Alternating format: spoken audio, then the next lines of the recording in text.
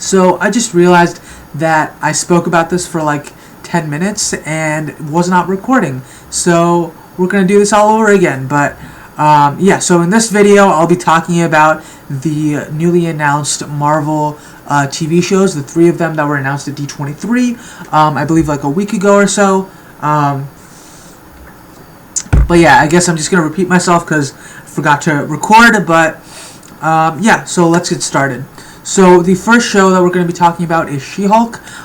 This is about Jennifer Walters, the She-Hulk, who is a cousin of Bruce Banner. If I'm not mistaken, she was the first person in the comics to get a Hulk, become a Hulk after Bruce Banner. I could be wrong about that, but I'm pretty sure that's correct. The way that she got her powers is that there was a blood transfusion from Bruce Banner, I think, in order to save her life. I'm not sure exactly why she needed the blood transfusion. It could have just been for whatever reason, and Bruce was a living relative, so probably just acted as a donor, and then as a result, her skin turned green, she got like enhanced strength, and she became a Hulk.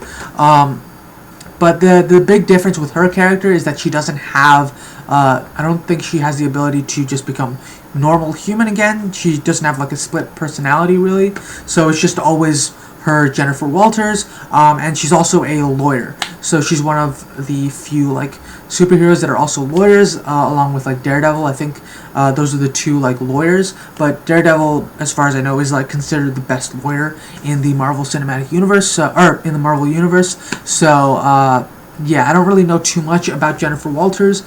She's worked with Captain Marvel in the recent like Civil War II story. She was like also taken down pretty early on, and she was like in a hospital bed for a majority of it, and she only woke back up after Bruce Banner was killed in that story. So and I don't really think she played a part in anything after that for the most part, but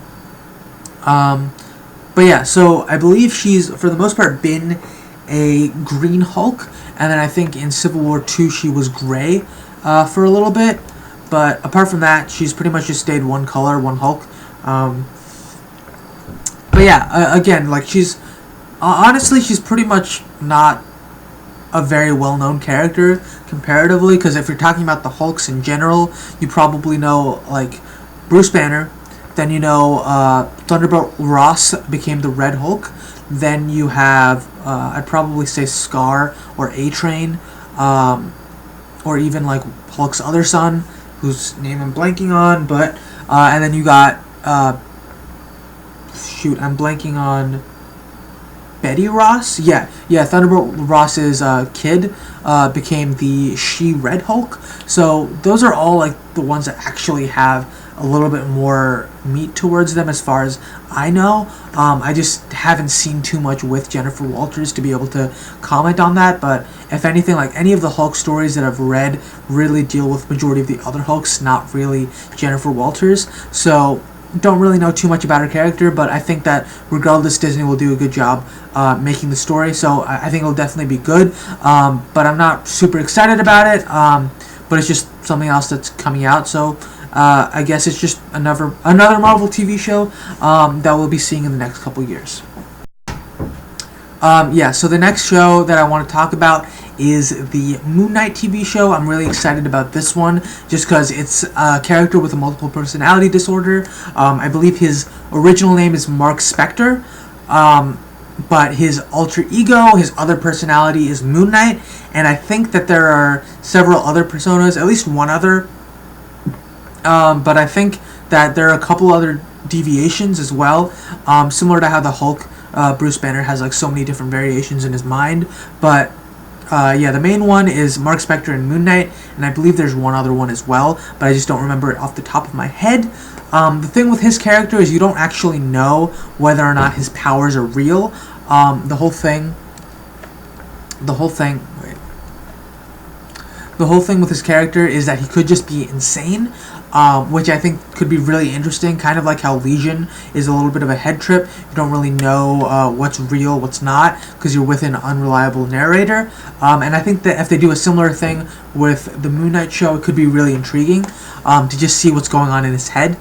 But his delusion is that he got his powers from an Egyptian god, which is actually true, but we initially don't know that in the comics. So they could end up going with the idea that he's just insane, or he does have his powers. We just have to wait and see which way they go in the actual TV show. But yeah, the current consensus is that he is insane, but he also was chosen to be given powers by this Egyptian god who saw him dying in, I think, like a desert or something, and that's how he survived. But yeah, so I think that this character is really interesting because he's also considered a bit of a knockoff or a mix of the Batman character as well as the Punisher, and he's a detective as well. So I think it could be interesting to see how they take this series, especially with like the whole mental illness end of it. I think that could be really interesting to see. Yeah, so I think depending on what they do with it, it could definitely be super interesting to see.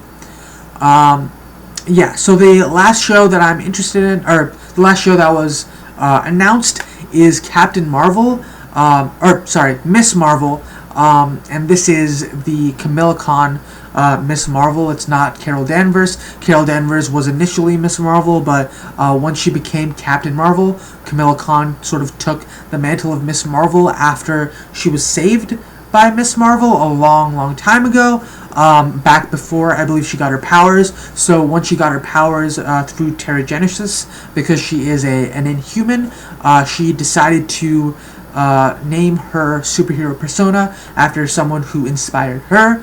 As such, she became the new Miss Marvel. And she is a high school student, I believe. She is a member of the Champions / Young Avengers. Not sure which one is the official name. I believe the comic title was the Champions at one point, but we'll wait and see whether or not they do anything with that, because the Champions are Miss Marvel. They have Spider-Man, but it's Miles Morales. So I don't know if they're going to do that at some point. Actually, they can't do that because Spider-Man's no longer in the MCU as of now. So that's another thing that I might end up talking about as well. But the other thing is you got like Amadeus Cho, Hulk. So you got a couple different like younger characters who have like larger legacies. I believe Nova is also in the show. Sam Alexander, the son of the original Nova. So yeah, it's a couple like legacy characters that make up that team. But it could be something that ends up being worked in later on. But I'm excited for this character mainly because she is a female Pakistani. I think first generation immigrant. She is a Muslim character, though I'm not Muslim or Pakistani, but it's cool to see someone that comes from like a similar part of the world, who's also like going to be a first generation immigrant. And yeah, I'm sure there are going to be some similar things that I could probably have identified with when I was younger. So I think it's going to be an interesting show to watch and see how it goes, mainly for that reason, and sort of see how she interacts with her parents, how that whole cultural differences comes into play, and things like that. But also she's a superhero, and she's like a high schooler, and kind of see how those different dynamics work when you're a young superhero. So I think that could definitely be interesting to watch. I'm pretty excited for that one as well. So I would definitely say that the shows that I'm most excited for are Moon Knight and Miss Marvel. I'm not super excited about She-Hulk just because I think they could have done just about any of the other Hulks and it could have been quite a bit more interesting.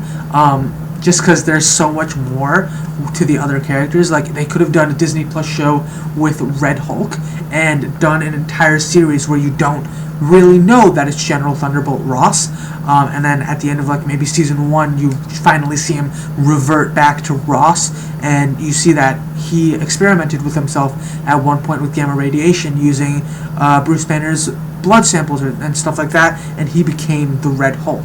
I think that story could have been just a lot more interesting because of how that character works.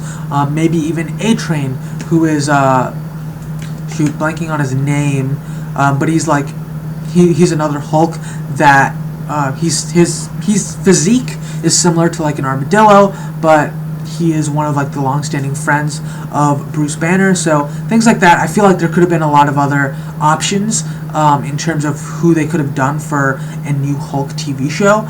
But I mean, regardless, this is what we're getting. I think the show, regardless, is going to be good, but it's just not something that I was expecting or really looking forward to at this point. But we'll just have to wait and see how the show goes. So yeah, that's the end of this video.